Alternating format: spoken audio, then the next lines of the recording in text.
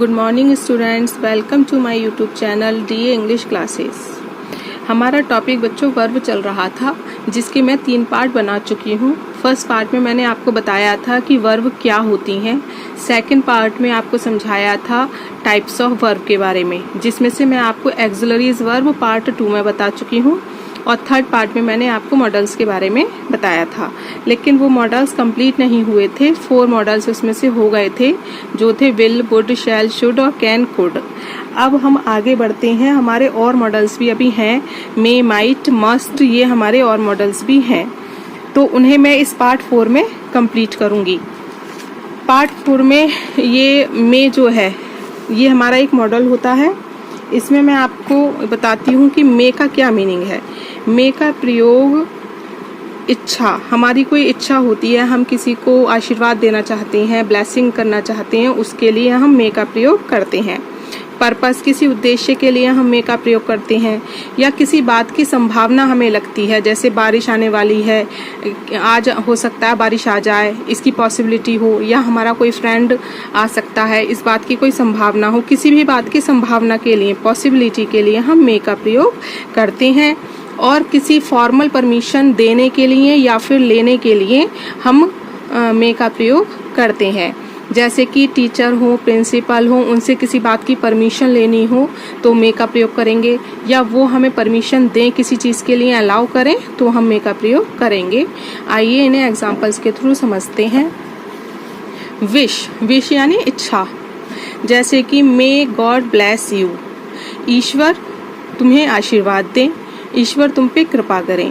तो इस सेंटेंस में हमने एक इच्छा की है, तो इसलिए हमने यहाँ मे मॉडल का प्रयोग किया है।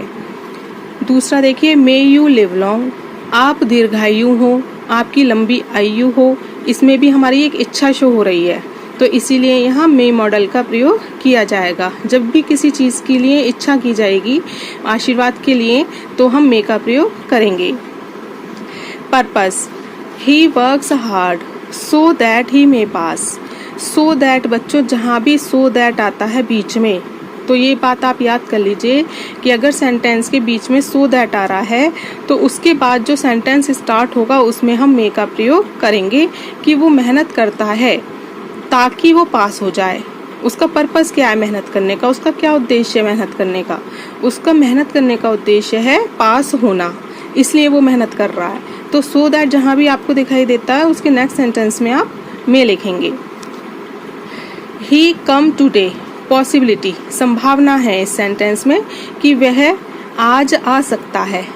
इस बात की हमें पॉसिबिलिटी है कि वह आज आ सकता है, तो हम यहाँ कैन नहीं लगाएंगे कि ही कैन कम टुडे, वह आज आ सकता है। पॉसिबिलिटी है, इसमें संभावना शो हो रही है, तो मे आएगा। जिसमें पॉसिबिलिटी शो हो उसमें मे आता है। इट मे रेन टुडे, आज बारिश हो सकती है, ये भी पॉसिबिलिटी दिखा रहा है, तो मे यूज़ करेंगे।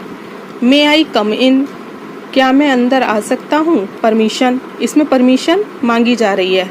स्टूडेंट अपने प्रिंसिपल से या टीचर से परमिशन मांग रहा है कि क्या मैं अंदर आ सकता हूँ, मे आई कम इन, तो इसमें हम मे लगाएंगे, कैन नहीं लगाएंगे कि कैन आई कम इन, क्या मैं अंदर आ सकता हूँ या आ सकती हूँ। मे, परमिशन लेने के लिए मे आता है, और परमिशन देने के लिए भी मे आता है। यू मे कम इन, तुम अंदर आ सकते हो।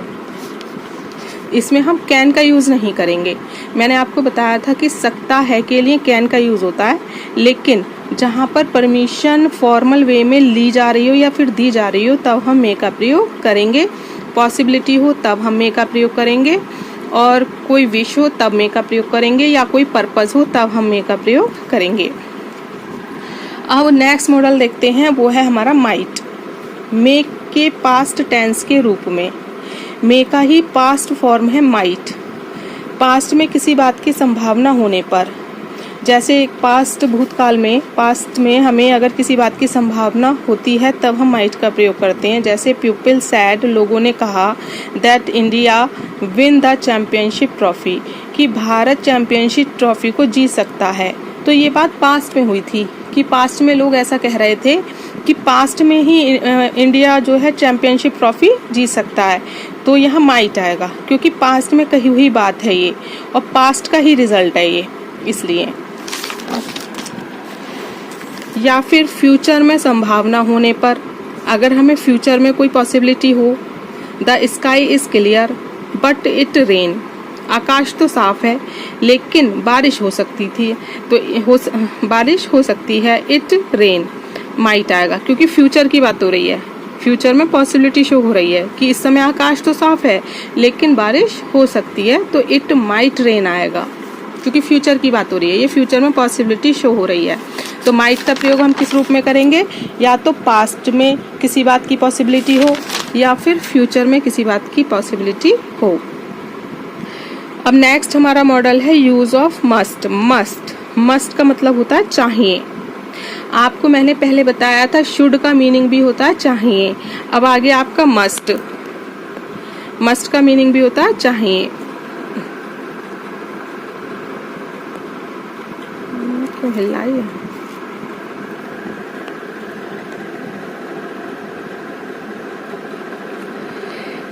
मस्ट में क्या होता है बच्चों, चाहिए पे जोर दिया जाता है, कंपल्शन होता है, बाध्यता होता है, अनिवार्यता होती है कि ये काम तुम्हें जरूर करना चाहिए, उसमें फोर्स दिया जाता है। और शुड में ऐसा नहीं होता, शुड में सिर्फ एक सजेशन दिया जाता है कि तुम्हें ऐसा करना चाहिए, अब मर्जी है तुम्हारी, तुम करो या मत करो। लेकिन मस्ट अगर हम लगाते हैं तो मस्ट का मतलब है तुम्हें जरूर ये काम करना चाहिए। जैसे यू मस्ट ओबे योर ऑफिसर, तुम्हें अपने ऑफिसर का कहना मानना चाहिए। मतलब क्या है, मस्ट लगाया तो इसमें फोर्स दिया गया कि तुम्हें उनका कहना मानना चाहिए। अगर शुड लगाते तो शुड का मतलब है अरे यार तुम उनका कहना मानो या मत मानो, कोई फर्क नहीं पड़ेगा। मस्ट का लगा दिया तो इसका मतलब है अगर तुमने अपने ऑफिसर का कहना नहीं माना तो हो सकता है तुम्हें कोई बुरा परिणाम झेलना पड़े। तो मस्ट का मतलब है जरूर तुम्हें ओबे करना चाहिए। We must obey traffic rules, हमें ट्रैफिक रूल्स का ओबे करना चाहिए, हमें ट्रैफिक रूल्स को अपनाना चाहिए, उन्हें मानना चाहिए। अब इसमें भी जोर दिया जा रहा है, नहीं तो क्या होगा, हो सकता है एक्सीडेंट हो जाए, तो इसमें जोर दिया जा रहा है, कंपल्शन होता है कि ये काम जरूर करना चाहिए। यही डिफरेंस है शुड में और मस्ट में। शुड में तो सजेशन होता है कि आप माने या ना माने ऐसा काम आपको कर लेना चाहिए, लेकिन मस्ट में यह है कि ये जरूर करना चाहिए, अन्यथा इसका परिणाम भुगतना होगा। Use of ought to, ought to का भी मतलब क्या है, चाहिए। शुड का मीन्स भी चाहिए, मस्ट का मीन्स भी चाहिए, ऑट टू का मीन्स भी चाहिए। शुड और मस्ट तो क्लियर हो गए। शुड का मतलब क्या होता है कि सजेशन के लिए, मस्ट का क्या है कि आपको जोर दिया जा रहा है, फोर्स किया जा रहा है उस काम के लिए कि वो जरूर करना चाहिए। ऑट टू का क्या है, ऑट टू का भी मतलब है चाहिए। ये यूज होता है मोरल ड्यूटीज के लिए, जैसे कि हमारे जो नैतिक कर्तव्य होते हैं, जैसे हम इस दुनिया में आए हैं तो हमारे कुछ नैतिक कर्तव्य होते हैं कि हमें ऐसे काम करने चाहिए, उनके लिए नैतिकता का बोध कराने के लिए। जैसे we ought to respect women, हमें औरतों की रेस्पेक्ट करनी चाहिए। ये हर इंसान का जो है नैतिक कर्तव्य है कि उसे वुमेन की रिस्पेक्ट करनी चाहिए। तो ought to. We ought to help the poor, हमें गरीबों की मदद करनी चाहिए, ये भी एक नैतिक कर्तव्य है।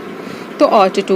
We ought to obey our elders, हमें अपने बड़ों का आदर करना चाहिए। बच्चों को हम बचपन में सिखाते हैं, छोटेपन में ही, कि बड़ों का आदर करो, उनसे अच्छे से बोलो, तो उनका एक नैतिक कर्तव्य हो गया। तो ought to, we ought to obey our elders.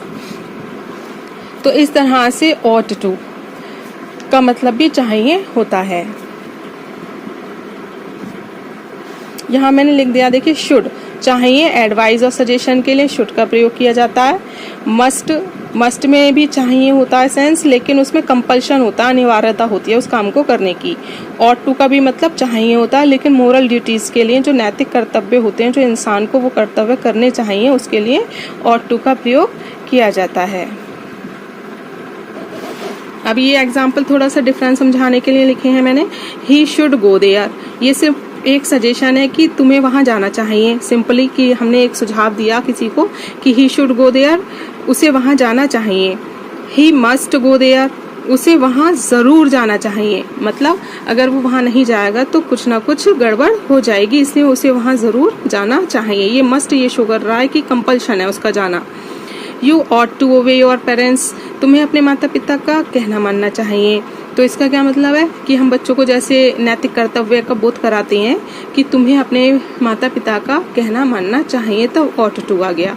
We ought to serve our country, हमें अपने देश की सेवा करनी चाहिए, ये भी हमारा एक नैतिक कर्तव्य है कि हर इंसान को अपने देश की सेवा करनी चाहिए।